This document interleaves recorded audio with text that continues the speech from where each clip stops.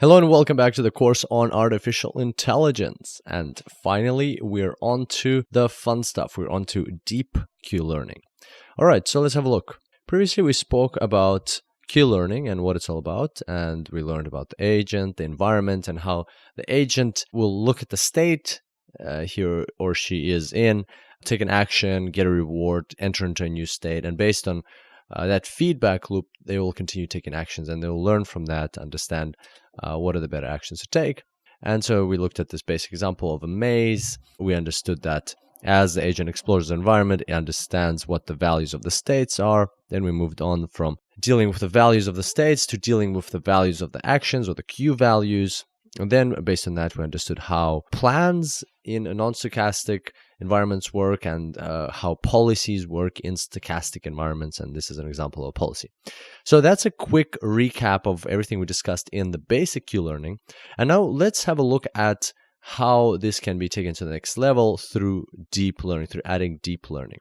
Okay, so this is our environment. And what we're going to do now is we're going to add, instead of just doing basic calculations in this matrix that we have, which is pretty simple, what we're going to do is we're going to add two axes. We're going to add an X and Y axis, or we'll call them X1 and X2, just to make things even more general. And here we've got we'll number the columns 1, 2, 3, 4. Here we'll number the rows 1, 2, 3.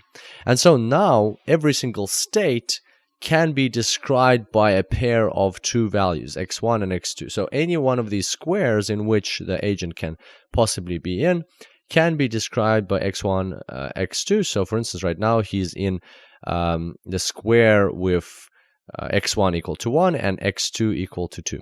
And therefore, that's in that same way, we can describe any square, meaning we can describe any state. And of course, this is a very simplified version of an environment of describing states, but nevertheless, it works in this case. And that means that now we can feed these states into a neural network. And by the way, here, I would just like to mention that at the end of the course, we've got annexes. We've got annex number 1 and annex number 2. In order to proceed successfully with this section, it's highly advisable that you check out annex number 1, which is on artificial neural networks, so you understand how they work, so that we don't have to delve into that here, and we can just use the benefits of the knowledge of how artificial neural networks work. And so we feed in this information on the state into a neural network, and then it will process this information, so x1 and x2. Depending on the structure of the neural network, it might have multiple hidden layers and so on. So that's something that you'll figure out in the practical tutorials. But at the end, we will structure in such a way that it spits out 4 values. And these 4 values are actually going to be our Q values. So the values which dictate which action we need to take. And further down in this tutorial, we'll see exactly how these Q values are used to decide which action is taken. But the main point here is that we no longer look at just this maze from a Q-learning perspective. We're now taking the states of the maze and we're feeding them into a deep neural network in order to get these Q values. And at the end of the day, we're still going to come up with an action. We're still going to understand what action we need to take, and we'll discuss all this in more detail. But the question right now is why? Why are we doing all of this? Why are we making things so much more complicated when that initial approach of Q-learning was working already? Well, the reason for that is the Q-learning was working in this very simplistic environment. And we're continuing to deal for now with this very simplistic environment in order to better understand the concepts. But at the same time, that simple Q-learning will no longer work in more complex environments. And we're talking about, for instance, the self-driving cars, which you'll be creating, or playing Doom, when the artificial intelligence is playing Doom, or other Atari games like Breakout, or even self-driving cars and more advanced reinforcement learning things, such as like robots walking around and performing actions. In all those cases, basic Q-learning is insufficient, is not strong, is not powerful enough to be able to master those challenges. And just like we've seen in the deep learning course, if you've been in our deep learning course, or if you've done the annex sections, annex number 1 and annex 2, you will already know that deep learning is by far superior to any type of machine learning, let alone simple Q-learning. And that's why we're leveraging the power of deep learning here. So we're feeding in the information about the environment, as a vector of values, so in this case just 2 values, into a deep neural network, and then we're using that to perform the actions that we want to decide which actions the agent's going to take. So that's kind of like a high-level overview of why we're doing this. And now let's have a look at, in a bit more detail, at what happens to the concepts of Q-learning when we make this transformation or transition from simple Q-learning into deep Q-learning. So as you saw in the previous intuition tutorials, we had a slide like this, which is the foundation of temporal difference learning. This is the formula for temporal difference. And basically, so let's go through this. So basically, we had an agent who was in this state over here, which is indicated by blue arrow. And we were understanding how temporal difference works for this Q value of, for instance, going up. And so what we saw here was before. This is in the simple Q-learning, not the deep Q-learning. This is in the simple Q-learning. What we saw was before the agent had a certain Q value that he had learned about this action of going up. And so then he decides to take this action to go up. And right after he takes this action, he gets a reward for taking this action in this state. And that is that reward. Plus, now he can evaluate the value of the current state he's in, which is the maximum of all of the new Q values of the new actions he can take, A prime, in the new state S prime. And we multiply it by the decay factor of gamma. So that is essentially the new Q value, or kind of like the empirical Q value that he has just received for taking that action.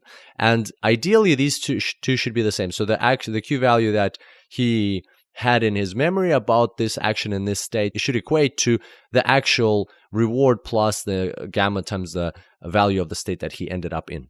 And therefore, that's how we calculate the temporal difference. We take what he got after minus what he had in mind, what he was expecting. You subtract one from the other, and that's your temporal difference. And then you use your learning rate alpha to adjust your Q value, your new Q value by the temporal difference, but with a coefficient of alpha. So that is the essence of the simple Q learning.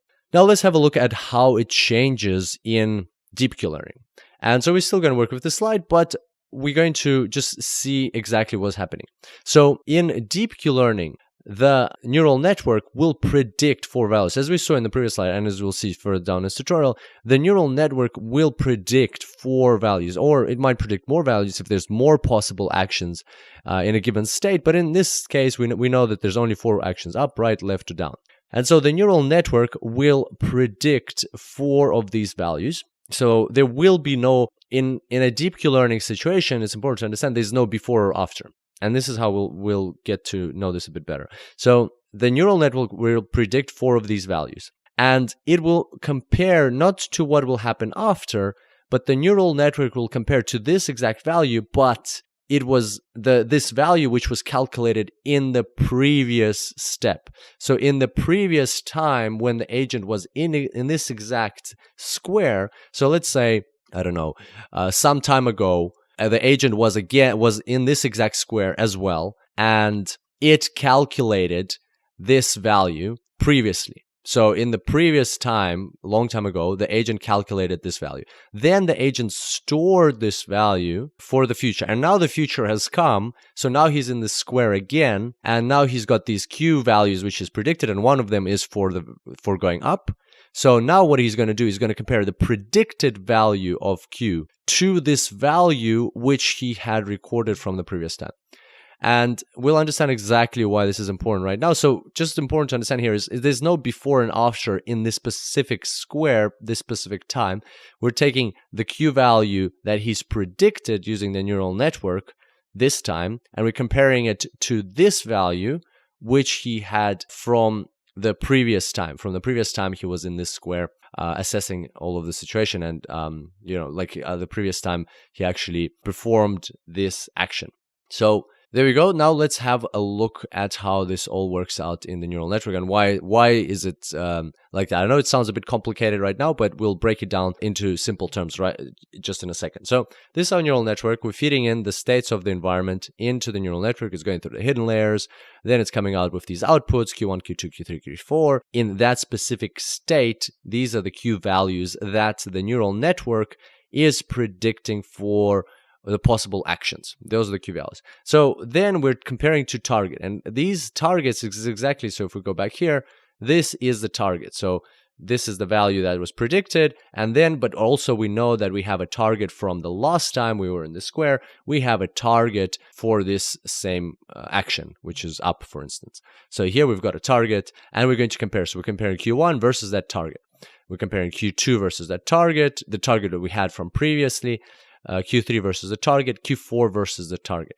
And so this is the part where the neural network or the agent is now learning through deep learning how to better go through this maze. And the key point here is that we're still applying Q-learning, but the concepts in simple Q-learning, you learn through temporal differences, which are pretty straightforward, which we've already discussed and we know quite well by now. But at the same time, in deep learning, how do neural networks learn? Well, neural networks learn through adjusting their weights. So we have to adapt the concepts of the concepts of simple Q-learning to the way neural networks actually work, and that is through updating their weights. And so this is what we're trying to figure out here. How do we adapt that concept of temporal difference to a neural network so that we can leverage the full power of neural networks? And so far we've gotten this. So we enter our environment state here as a vector, goes through a neural network, we get predictions of Q values, and then from the previous time the agent was in that state, we have these Q target 1, 2, 3, and 4 for each of these respective actions. And so now we're up to, okay, let's compare each one with each one. And from here, it becomes pretty straightforward if you're up to speed with neural networks. Once again, that's all in Annex number 1. We're going to calculate a loss, which is L here, and we're going to be Q target, this one, minus Q, minus this one. We're going to square that, so the square difference of each one of these, and we're going to sum them. So we're going to take the sum of the squared differences of these Q values and their targets, and we're going to sum them up, and that's going to be our loss. And so ideally, just as we had in the temporal difference learning, so if we go back for a second, remember we said, ideally, we want this to be equal to this. So we want the temporal difference to be 0. So that means basically the agent is predicting exactly correctly what, the Q values that the agent is predicting are exactly, or that he has in memory, are exactly descriptive of the environment. And therefore, the agent can navigate the environment pretty well, right? There's no surprises. There's no, as long as this temporal difference is highly positive or highly negative, then we've got some surprises. But if the temporal difference is 0, then he knows the environment so well that he can predict what's going on, and therefore his policy is going to be very good, and he's going to be able to navigate it. So here, same thing. So we want this loss to be as close to 0 as possible, as small as possible, and that's why now this is the part where we are going to leverage the real true power of neural networks. So we're going to take this loss and we're going to use backpropagation or stochastic gradient descent to take this loss and pass it through the network. Pass it back or backpropagate it through a network, and through stochastic gradient descent, update the weights of these synapses in the network, so that next time we go through this network, the weights are already a bit better descriptive of the environment. And that's exactly how it works. So here you have, if we go back, this is calculated, loss is calculated, and it gets propagated for the network. The weights are updated. Then the next time we get here, this happens again. And we get here, this happens again, and so on. And it keeps happening, and that's how this agent learns, or basically now it's a neural network, which is the brain of the agent, is learning, is becoming more and more descriptive of the environment, and therefore the agent is able to navigate the environment better. When we say descriptive environment, basically means that when we put in the states of the environment that the agent is in, we are more likely to get closer and closer to the actual Q values. And that happens because the Q values that we want and find the right action. And that happens because these Q targets are actually empirically derived. So how does he find these Q targets? That's actually this. So he actually observes, okay, so once I do take this step, what's the reward I get? And then what's the value of this state? So same thing as we saw previously in Q-learning, in the simple Q-learning intuition. So he learns this through trial and error. And then he constructs his network or updates the weights of his network in such a way that the predicted Q values are closer and closer approximating the target Q values. So very similar to the concept we discussed here in the simple temporal difference learning of the simple Q learning algorithm. So there we go. That's how the agent learns. So we're up to here. That's the learning part.